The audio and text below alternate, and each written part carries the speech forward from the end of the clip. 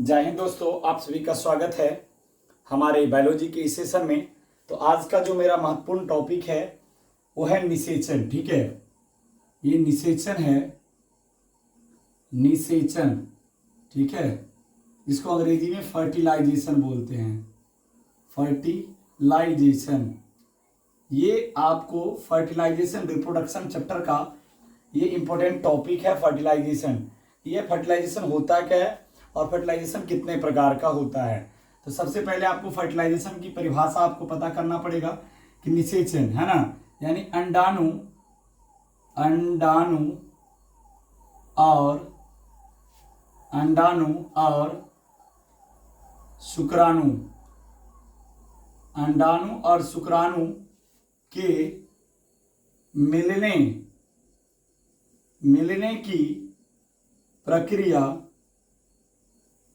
की प्रक्रिया को निषेचन कहते हैं।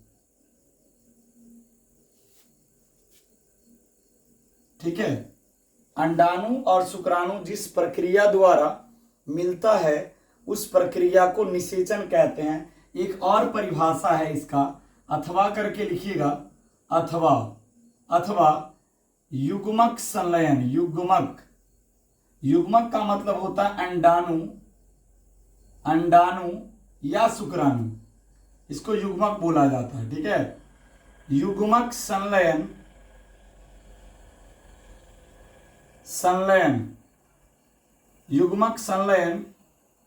की प्रक्रिया को निषेचन कहते हैं। युग्मक संलयन की प्रक्रिया को निषेचन कहते हैं। ठीक है, यानी आप लोगों के सामने दो परिभाषा है निषेचन का, कि निषेचन कहते किसको है। तो पहली बात आपको जान लेना है कि अंडाणु और शुक्राणु जिस प्रक्रिया द्वारा मिलता है उसको हम निषेचन बोलते हैं, या नहीं तो दूसरा परिभाषा अगर आपको याद करना है, युग्मक का मतलब होता है अंडाणु या शुक्राणु। अंडाणु को मादा युग्मक बोलते हैं और शुक्राणु को नर युग्मक कहा जाता है। तो ये नर और मादा युग्मक जिस प्रक्रिया द्वारा मिलता है उसको हम बोलते हैं निषेचन। एक और स्टार पॉइंट है कि निषेचन की प्रक्रिया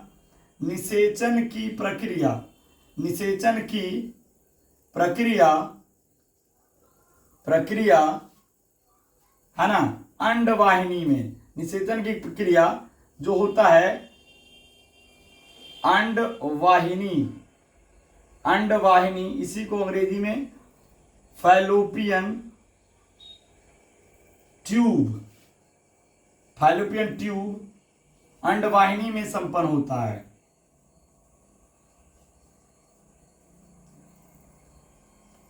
ठीक है, निषेचन की प्रक्रिया कहां संपन्न होता है? फैलोपियन ट्यूब के अंतर्गत संपन्न होता है। यानी अंडाणु और शुक्राणु कहां मिलता है?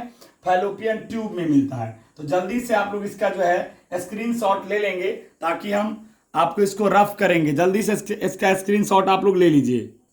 अब जो है निषेचन के प्रकार, ठीक है, कि निषेचन कितने प्रकार का होता है।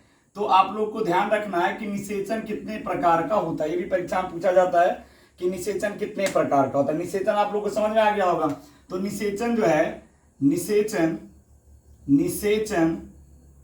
मुख्यतः दो प्रकार के होते हैं। मेनली 2 टाइप्स के फर्टिलाइजेशन होता है ना। How many types of fertilization? तो 2 तरह का। पहला का नाम है आंतरिक निषेचन, इसको बोलते हैं इंटरनल फर्टिलाइजेशन।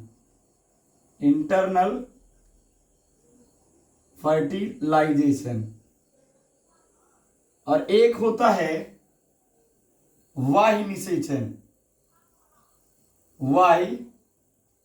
निषेचन, इसको बोलते हैं एक्सटर्नल फर्टिलाइजेशन।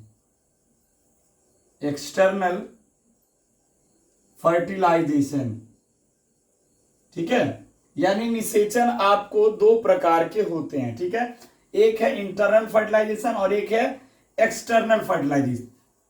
तो पहला टाइप्स आप लोग लिखेंगे कि आंतरिक निषेचन। आंतरिक निषेचन, आंतरिक निषेचन किसको कहते हैं? इंटरनल फर्टिलाइजेशन किसको कहते हैं? ठीक है, तो इंटरनल फर्टिलाइजेशन में क्या होता है कि जब निषेचन की क्रिया जीव शरीर के अंदर संपन्न होती है, यानी जब निषेचन की प्रक्रिया, निषेचन की प्रक्रिया जीव शरीर के अंदर संपन्न होता है, अंदर संपन्न होता है, उसे हम बोलते हैं, उसे आंतरिक निषेचन कहते हैं। आंतरिक निषेचन कहते हैं।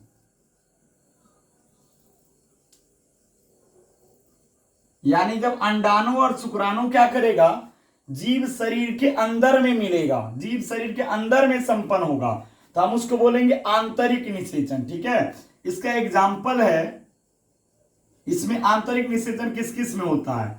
तो इसमें होता है स्तनधारी, स्तनधारी मैमेलिया वर्ग में, पक्षी में होता है, प्लस में आपको रेप्टेलिया वर्ग, रेप्टेलिया, इसमें आपको इंटरनल फर्टिलाइजेशन होता है, स्तनधारी में, पक्षी वर्ग में और रेप्टेलिया वर्ग में। जल्दी से आप लोग इसका स्क्रीनशॉट ले लीजिए, है ना, अगले स्लाइड की ओर हम बढ़ेंगे। ठीक है, जल्दी से लीजिए आप लोग।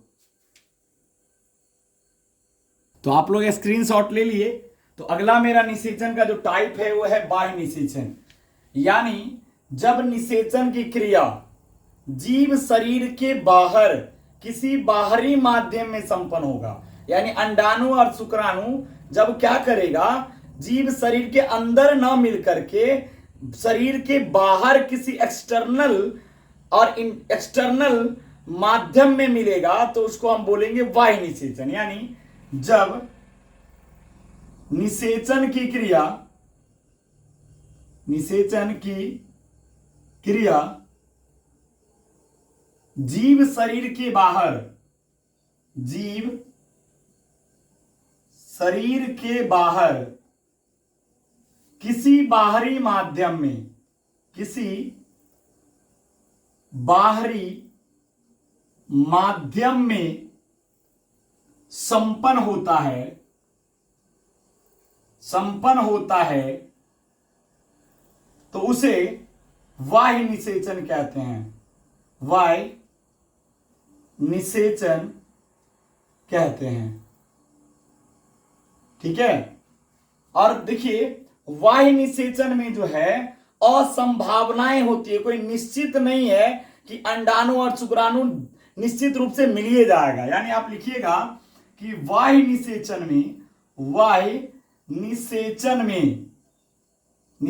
में असंभावनाएं, ठीक है,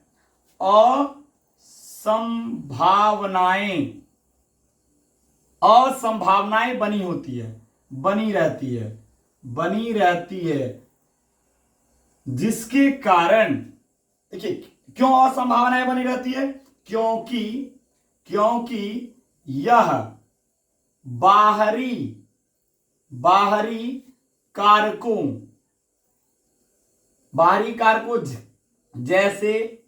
जैसे हवा, पानी, है ना, हवा पानी पर क्या करता है, निर्भर करता है।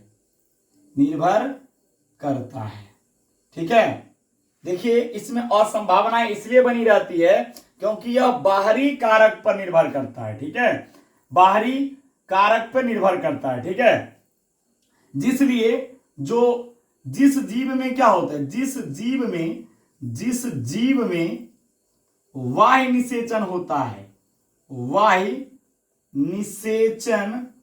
होता है उसमें अंडाणु और शुक्राणु अधिक संख्या में बनता है, अधिक संख्या में बनता है। क्यों अधिक संख्या में बनेगा? कि अगर एक दो शुक्राणु नहीं मिल पाया तो अगर कम मात्रा में बनेगा तो फर्टिलाइजेशन होगा नहीं, क्योंकि ये तो बाहरी कारक पर निर्भर कर रहा है। अगर हवा और पानी का निश्चित रूप से संपर्क नहीं हो पाया तो उस कंडीशन में क्या होगा, अंडाणु और शुक्राणु आपस में नहीं मिलेगा। इसलिए वे जीव क्या करते हैं, अधिक मात्रा में अंडाणु और शुक्राणु बनाते हैं, ठीक है, ताकि अंडाणु और शुक्राणु मिल पाए, है ना। एग्जाम्पल में आप लोग देखिएगा किस में होता है, एग्जाम्पल में उभयचर, उभयचर उभयचर जैसे आप लोग मेढक की बात करते हैं तो मेढक जो है, जिसमें मेढक मेल और फीमेल जो होता है वो आपको पानी में अंडा छोड़ता है ना, स्पर्म और ओवा क्या करता है, पानी में छोड़ता है। जिससे क्या होता है, वो पानी के अंदर अगर मान लीजिए पानी में छोड़ा, मान लीजिए अंडाणु, और वो शुक्राणु अगर उस पानी में नहीं रहा तो वो फर्टिलाइजेशन नहीं होगा, ठीक है। उभयचर के बाद देख लीजिए मत्स्य, मत्स्य मछलियों में, है ना, मछलियों में वायु निषेचन होता है। मच्छर की बात करिएगा तो मच्छर जो है पानी में अंडे देते हैं, ठीक है। तो ये सब जीव में क्या होता है, यानी अधिक संख्या में अंडाणु और शुक्राणु बनता है। तो अगर आप लोग को ये वीडियो अच्छा लगा तो इस सेशन को लाइक, सब्सक्राइब और शेयर जरूर करेंगे, और हम आगे आप लोगों को कल बताएंगे अंड प्रजक, सजीव प्रजक और अंड सजीव प्रजक क्या होता है। चलिए, धन्यवाद।